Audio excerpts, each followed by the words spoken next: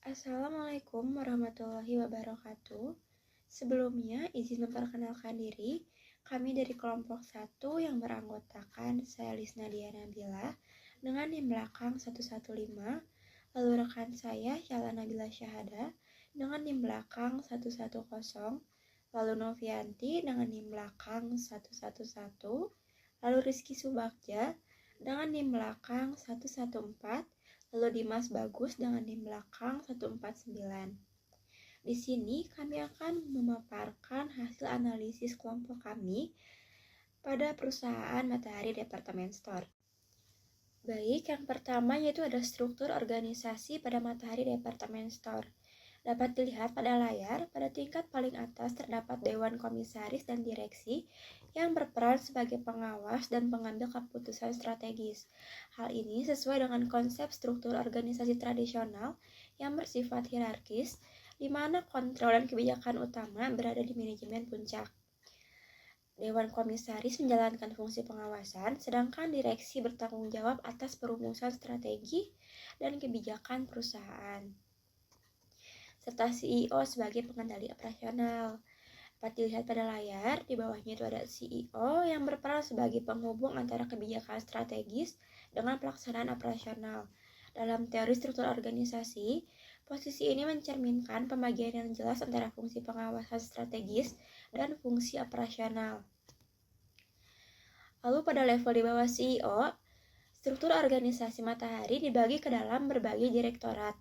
Dapat dilihat pada layar seperti adanya store operation, marketing, IT, finance, human capital, digital, dan strategi.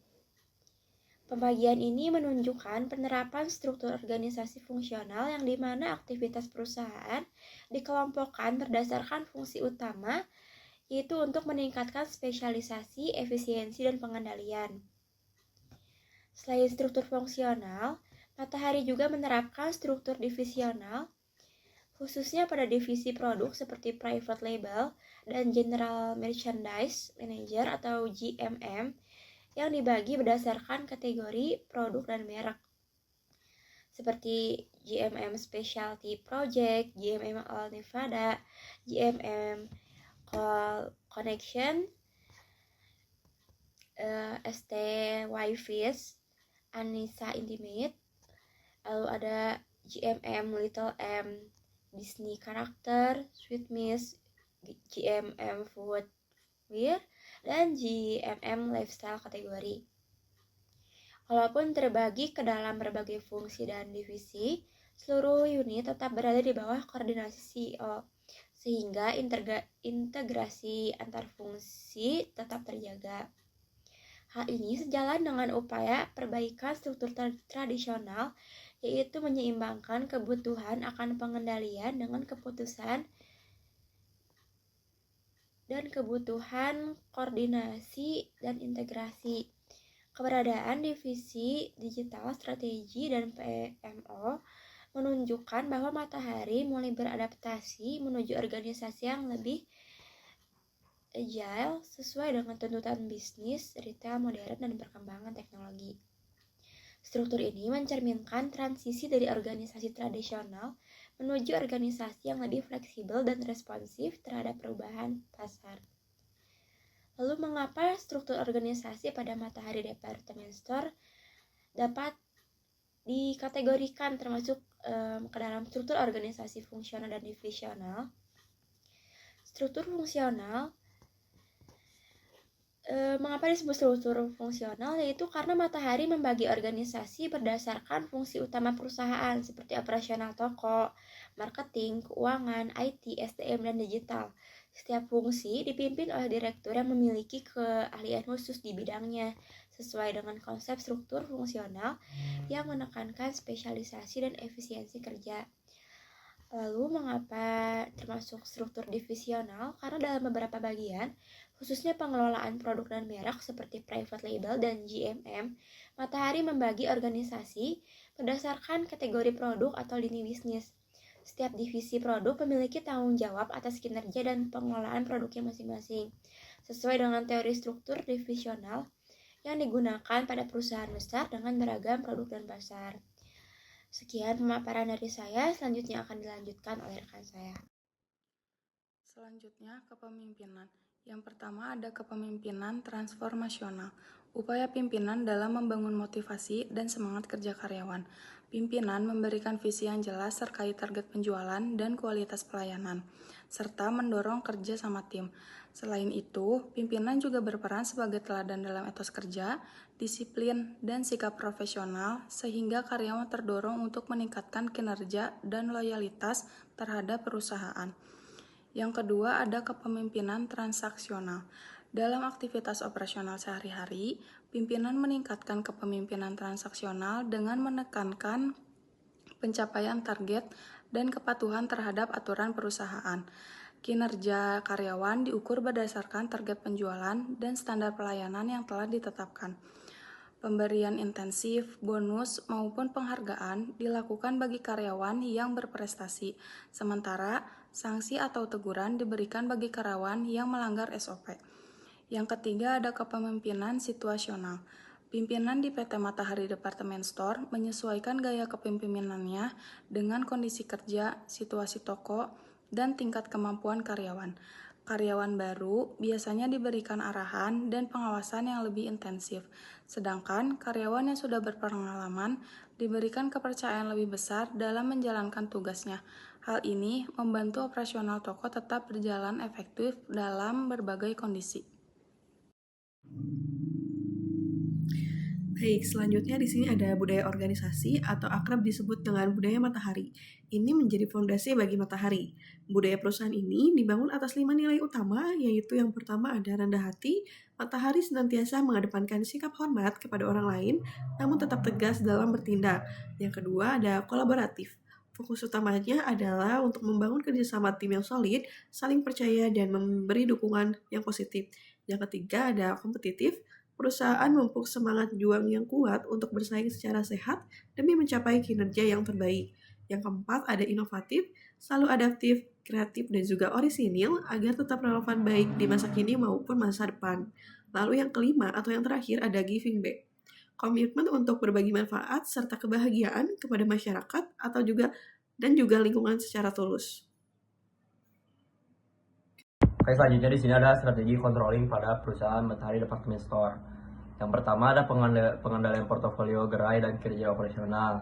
Pada tahun 2025, Matahari melakukan kajian terhadap portofolio gerai, termasuk meninjau lokasi-lokasi yang berkinerja rendah untuk rasionalisasi atau penyesuaian format gerai, serta merancang konsep gerai baru yang lebih relevan dengan preferensi pelanggan.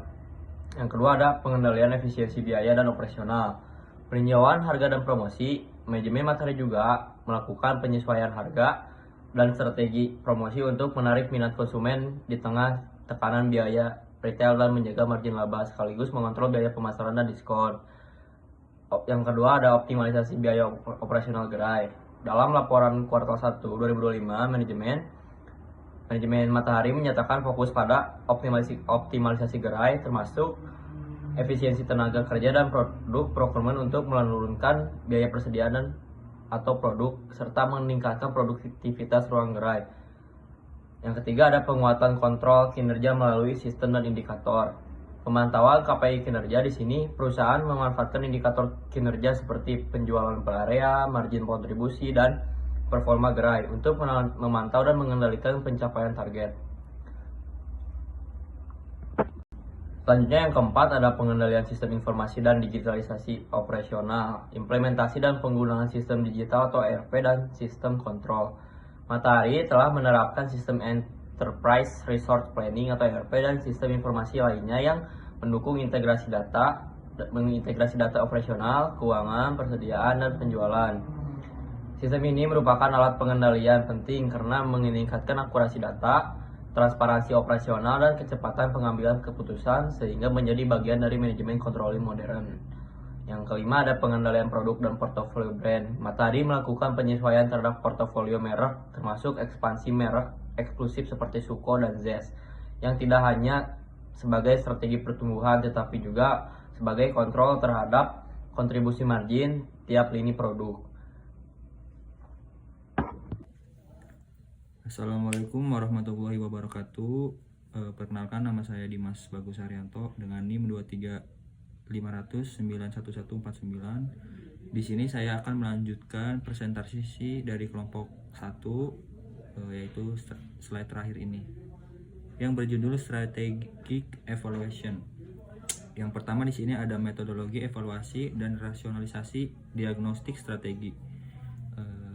PT Matahari menerapkan evaluasi ketat berbasis data melalui mekanisme watchlist untuk mengidentifikasi gerai underperforming. Pada tahun 2024, perusahaan memantau 20 gerai bermasalah menggunakan indikator kinerja utama KPI seperti penjualan per meter persegi, margin laba, dan trafik pengunjung. Hasil evaluasi ini memicu langkah rasionalisasi portofolio, di mana jumlah gerai dikurangi dari 154 menjadi 147 per September 2024 melalui penutupan 13 gerai yang tidak lagi efisien. Selanjutnya di sini yang kedua yaitu strategi revitalisasi dan adaptasi responsif strategi, yaitu sebagai tindak lanjut evaluasi. Perusahaan tidak hanya melakukan penutupan, tetapi juga rebalancing aset. Fokus dialihkan pada renovasi besar-besaran di 13 gerai prioritas dengan konsep baru yang lebih segar, termasuk optimalisasi visual, merchandising, dan peluncuran merek in-house seperti SUKO. Sini yang terakhir yaitu integrasi omnichannel dan outlook masa depan. Evaluasi tersebut juga mendorong pergeseran fokus ke arah omnichannel. Penghematan biaya dari penutupan gerai dialihkan untuk investasi TI. Untuk mendukung penjualan secara digital, langkah ini bertujuan untuk menjaga stabilitas keuangan di tengah penurunan penjualan semester 1-2024 sebesar minus 2,2% dan memastikan daya saing retail dengan target portofolio di masa depan agar lebih sehat dengan estimasi 143 gerai per meter 2025. Mungkin itu saja presentasi dari kelompok kami. Kurang lebihnya mohon maaf. Wassalamualaikum warahmatullahi wabarakatuh.